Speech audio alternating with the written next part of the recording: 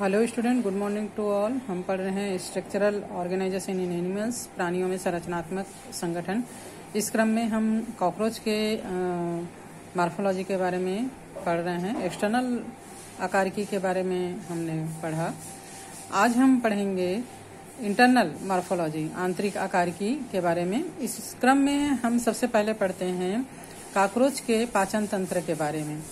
Cockroach के पाचन तंत्र के अंतर्गत आहार नाल और लार ग्रंथियां आती हैं। आहार नाल, एलिमेंट्री कैनाल को अगर हम देखें तो ये एक लंबी, जैसे कि यहाँ पे आप डायग्राम में देख पा रहे हैं, ये एक लंबी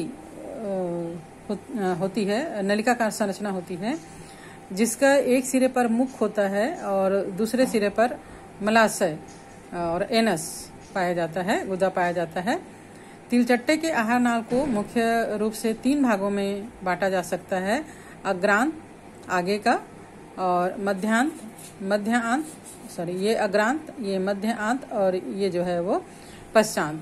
फॉरगट और स्टोमोडियम, मध्यांत्र मिडगट या मिजोडियम, और पश्चांत्र हिंडगट या प्रोक्टोडियम। ओके। अग्रांत और पश्चांत के उद्भव एक्टोडर्म के द्वारा होता है विकास के समय, जबकि मध्यांत का उद्भव जो है वो एंडोडर्म के द्वारा होता है। सबसे पहले हम अग्रांत या फोरगट और स्टोमोडियम के बारे में पढ़ें तो अग्रांत का प्रारंभ मुख से और अंत जो है वो गिजार्ड में होता है। ये आहार नाल का 1/3 भाग बनाता है। अग्रांत में जो पाए जाने वाले भाग हैं मुख गुहिका मुखांगों के द्वारा घिरी हुई गुहा होता है, और इसको 2 भागों में हम बांट सकते हैं। आगे के भाग को सिबेरियम कहते हैं और पीछे के भाग को लाराशय, जिसमें कि लार ग्रंथियां होती है, लाराशय कहते हैं। सेकंड भाग इसका है ग्रसनी, या इसमें मुख गुहा में लार ग्रंथियां पाई जाती है जो अपने स्राव को मुख गुहा में छोड़ती है। इसका सेकंड वाला पार्ट है जो है वो फेरिंग्स या ग्रसनी होता है। ये एक लंबी खड़ी नलिका के रूप में होता है जो कि पीछे मुड़कर अनुपालक रंध्र के समीप ग्रसिका में खुलता है। ग्रसनी का दीवार बहुत सारे डायलेशन मसल्स के द्वारा, प्रसारण पेशियों के द्वारा बना हुआ होता है, और अंत में, सिर के अंत में कंकाल टेंटोनियम से जुड़ा हुआ होता है ये वाला भाग। ठीक है। देन थर्ड इसका जो भाग है वो है ग्रसिका या इसोफेगस। ये वाला जो भाग है यह ग्रसिका कहलाता है। ग्रसनी के बाद ग्रसिका आता है। ये आहार नाल का नलिकाकार भाग है जो गर्दन से लेकर, ग्रीवा से लेकर वक्ष भाग में प्रवेश करता है, और ये थैलीनुमा भाग में खुलता है जिसको अन्नपुट या क्रॉप कहा जाता है। ये जो भाग हम देख पा रहे हैं ये क्रॉप है, अन्नकूट है। इसमें ये ग्रसिका जो है वो खुलता है। इसकी दीवार भीतर से बहुत ज्यादा फोल्डेड होती है, और इस भाग में किसी भी प्रकार का पाचन नहीं पाया जाता। केवल क्रमक अनुकंचन गति के द्वारा मुख से ग्रसनी और ग्रसनी से फिर ग्रसिका में आए हुए भोजन को, ग्रसिका की जो दीवार है वो अन्नकूट तक लाने में मदद करती है। अन्नकूट या क्रॉप जो है एक खोखली महीन भित्ति वाली थैली के समान संरचना यहाँ पर हम देख पा रहे हैं। ये उदर के मध्य भाग का आधा से अधिक भाग को घेरे हुए रहता है।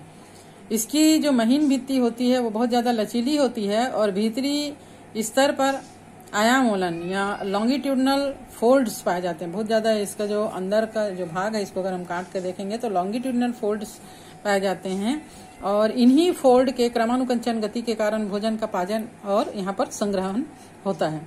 अन्नपुट एक छोटी सी प्रेषणी में खुलता है। ये जो भाग है वो देख रहे हैं हम प्रेषणी या गिजार्ड, इस भाग को कहा जाता है गिजार्ड। गिजार्ड जो है एक प्रोवेंट्री न्यूक्लियस भी कहते हैं। ये अन्नकूट के नीचे एक गांठ नुमा रचना होती है जिसमें वर्तुल पेशी अत्यधिक विकसित होता है। पेशनी का अग्रभाग को आर्मेरियम कहा जाता है, जिसमें 6 अनुदैर्ध्य वलन पाए जाते हैं। इसकी क्यूटिकल मोटी होकर 6 क्यूटिकली दांतों का निर्माण कर देती है, जिससे कि भोजन की पिसाई होती है। दांतों के बीच में सीटी पाया जाता है जो छलनी का कार्य करता है। गिजार्ड का जो पीछे का भाग होता है वो कीप के समान होता है। यहाँ पर हम देख पा रहे हैं ये पीछे का जो भाग है वो कीप के समान होता है, जिसमें प्रोवेंट्रिकुलर गद्दियां पाई जाती है। इसके ऊपर क्यूटिकल रोम पाए जाते हैं और यह पीसे हुए भोजन को छानने का कार्य करता है। प्रेषणी का जो पीछे का भाग होता है वो मध्यांतर में धंसकर स्टोमिडियल वाल्व का निर्माण कर देता है। इस प्रकार यहाँ पर भोजन जो है अब पूरी तरह पिसा जाता है। इसके बाद आता है मिडगट या क्या कहना चाहिए मेजेंड्रोडियम। ये जो भाग है मिडगट का भाग जो है ना, छोटी आंत जिसको हम कह सकते हैं, आहार नाल का मध्य भाग बनाता है। इसके अग्र भाग जिसमें स्टोमेडियम वाल्व खुलता है कॉर्डिया कहलाता है। मध्यांतर के अग्र भाग को स्रावी भाग और पश्च भाग को अवशोषण करने वाला भाग कहा जाता है। स्रावी भाग द्वारा पेरीट्रोपिक झिल्ली का स्रावन होता है, जो मध्यांत को कठोर भोजन कणों से सुरक्षा प्रदान करता है और भोजन के अवशोषण और एंजाइम के लिए पारगम्य में होने के कारण ये जो है वो भोजन के पाचन और अवशोषण में सहायता करता है। तब मध्यांतर में दो प्रकार की रचनाएं पाई जाती है। पहला है यकृति अंधनाल हिपैटिक सीका। ये मध्यांतर के अग्र भाग में कार्डिया से निकलता है। यहाँ पर हम देख पा रहे हैं यकृति अंधनाल या हिपैटिक सीका।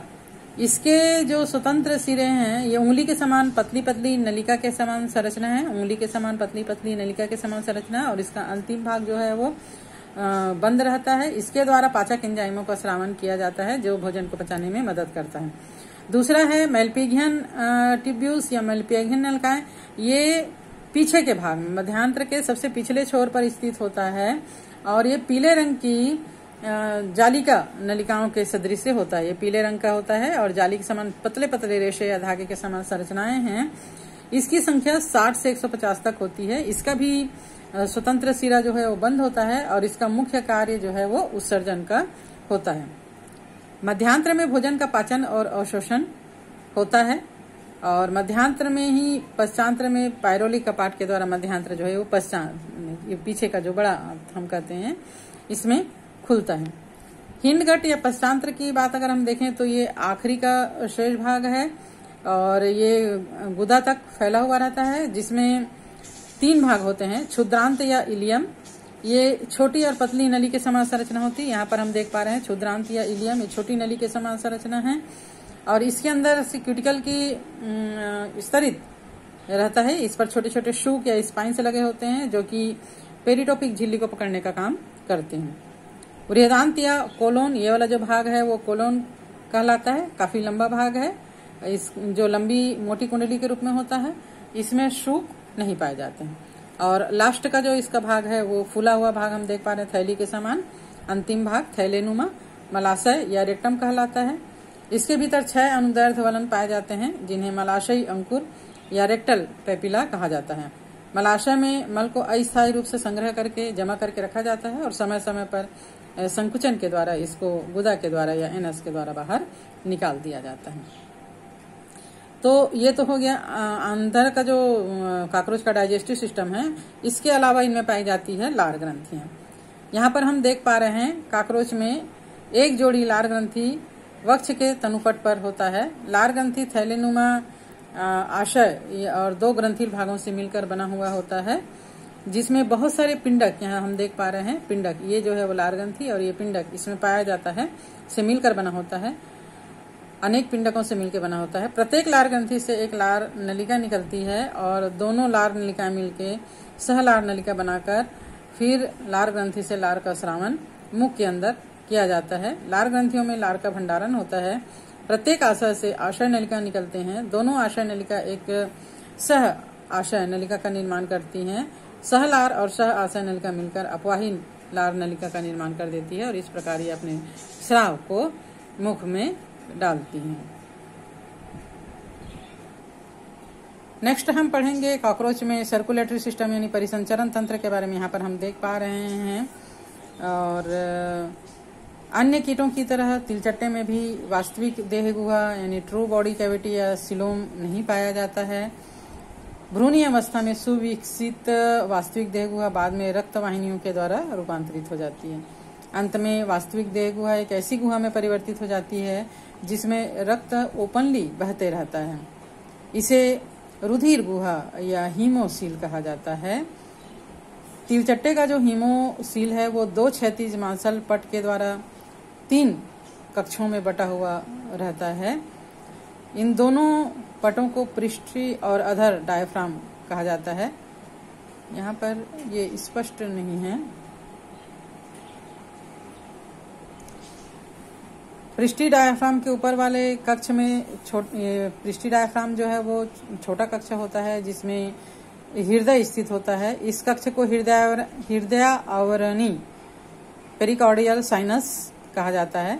अधर डायफ्राम के नीचे का कक्ष इससे भी छोटा होता है जिसे अधर तंत्रिका रज्जु घेरे हुए रहते हैं। तंत्रिका तंत्र इसमें रहता है।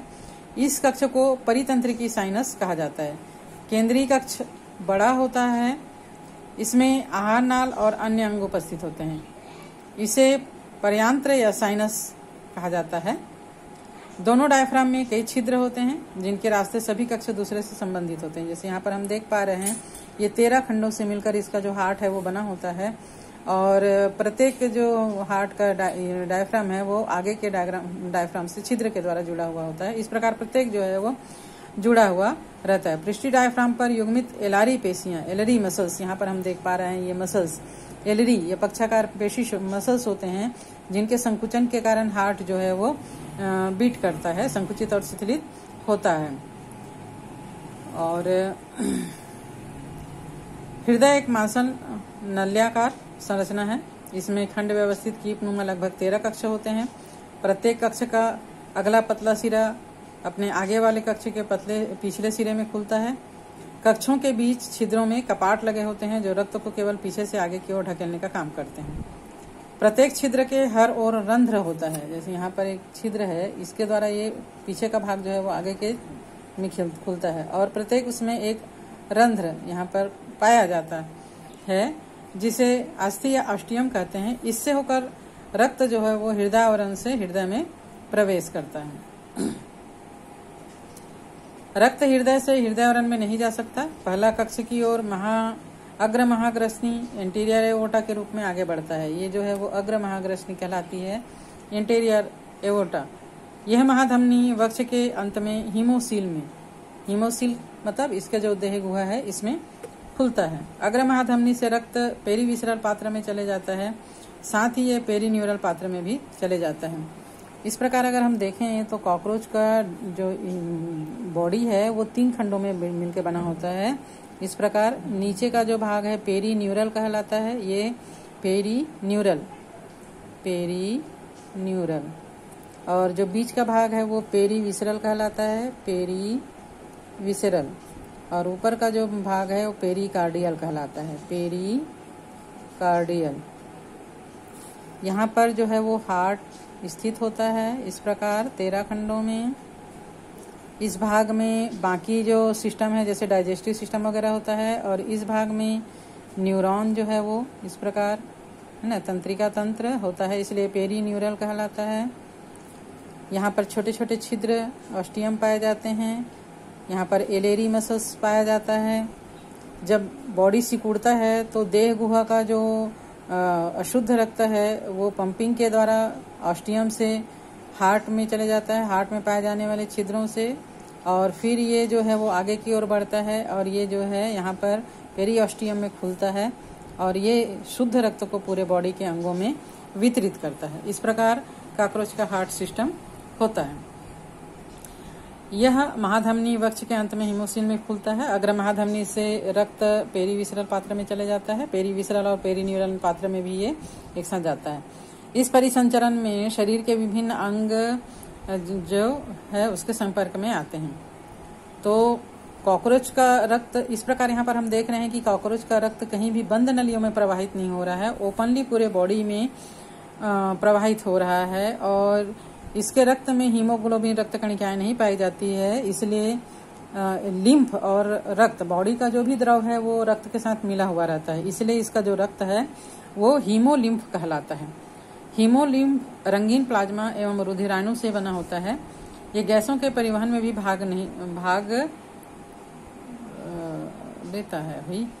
रुधिराणु रुधिर के थक्का बनने में, घाव को भरने में, जीवाणुओं को नष्ट करने में मदद करता है और रुधिर जल संचय करके तिलचट्टा को मदद पहुंचाने का भी कार्य करता है। इस प्रकार आज हमने 2 सिस्टम कॉकरोच के पढ़े। नेक्स्ट डे जो है वो हम आगे के सिस्टम के बारे में पढ़ेंगे।